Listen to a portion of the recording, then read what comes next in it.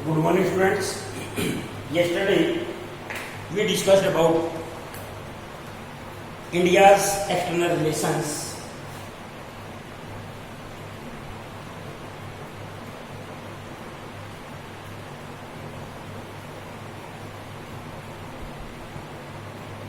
भारत के विदेशी संबंध, इसमें हम डिस्कस कर चुके थे कि भारत में जो इंटरनल गवर्नमेंट थी उन्होंने इंटरनेशनल ट्रेड्स को बढ़ावा देने के लिए और भारत को एक शांति प्रिय देश बनाने के लिए कैसे प्रयास किया।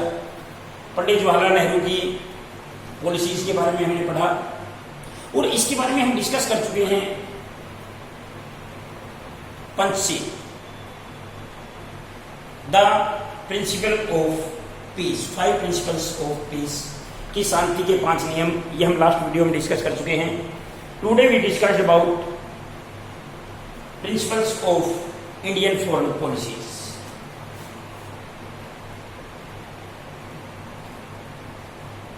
Indian foreign policy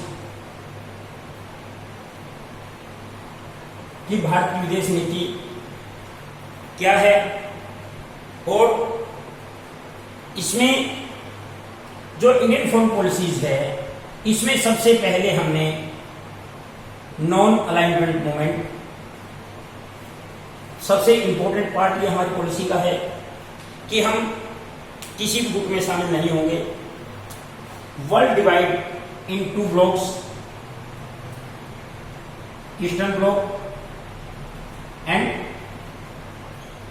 western block, and we discussed about these blocks in the chapter Cold War era. Today when we discussed about Indian foreign policy, now non-alignment movement is the main part of our foreign policy because we not involved in eastern blocks and non involved with western blocks. Second, we are the opposite of caste, color and discriminations.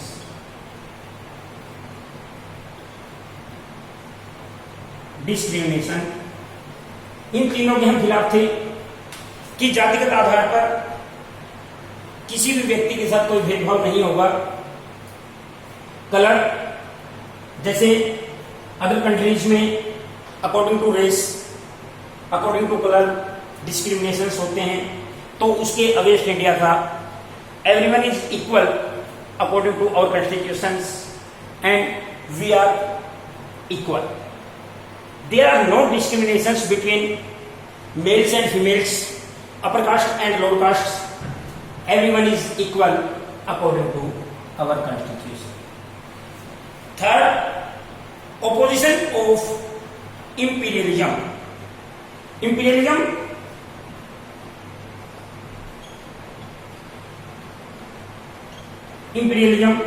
we are against imperialism. हम साम्राज्यवाद के खिलाफ हैं because we are a colony of Britain, because Britain is a imperial power. And we are against imperialism.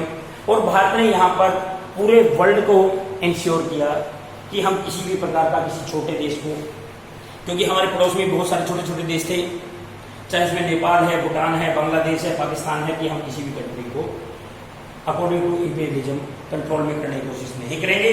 And friendly relations with other states and we are make the friendly relations with other countries, with our neighboring countries, कि हम friendly relation रखेंगे, किसी भी देश के साथ हमारे संबंध खराब हम नहीं करेंगे। And in last, faith in UNO. Faith in UNO, UNO means United Nations Organisation, which was established in 1945, 24 October 1955, sorry 1945, and we are faith in UNO, जो यूनाइटेड नेशंस ऑर्गेनाइजेशंस हैं और इसके जितने भी इंस्टीट्यूशंस हैं हम उनको एज इट इज फॉलो करेंगे और उनके द्वारा जो काम बताए जाएंगे, जो रूल रेगुलेशंस बनाए जाएंगे, उनको हम इजीली फॉलो करेंगे। And these are the main principles of our foreign policies. After that we discussed about relations between our neighbouring countries, Indo China relation. ये at the time of independence China is the major neighbouring country of India.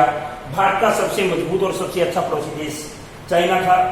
और यहाँ पर एक नारा भी दिया गया, हिंदी चीनी भाई भाई, कि हिंदू जो हिंदुस्तान में जो लोग रहते हैं वो और चाइना में जो रहने वाले लोग हैं वो सभी मिलकर काम करेंगे। ओवरऑल डेवलपमेंट की बात करेंगे, कोई कंट्री किसी दूसरे कंट्री को अपने से पीछे करने की कोशिश नहीं करेगा।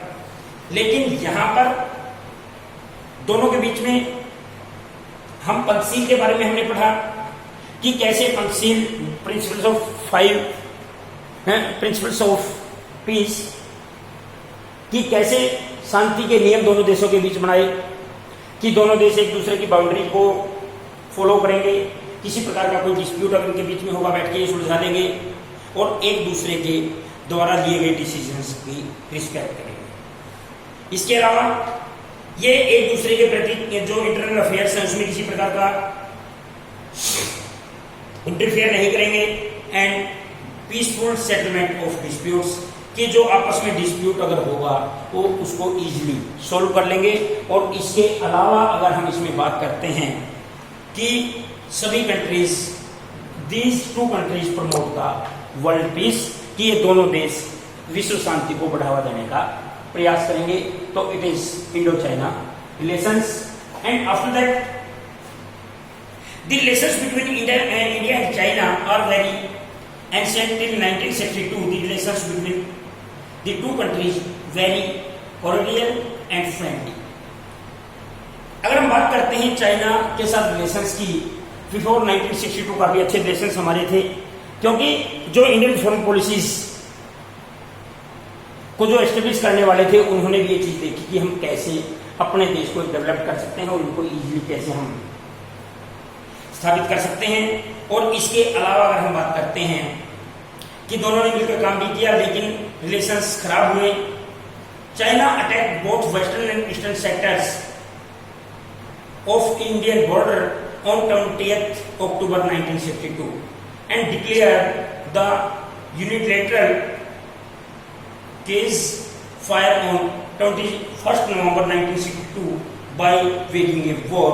China was able to capture thousands of miles of Indian territory, which is still under its possession.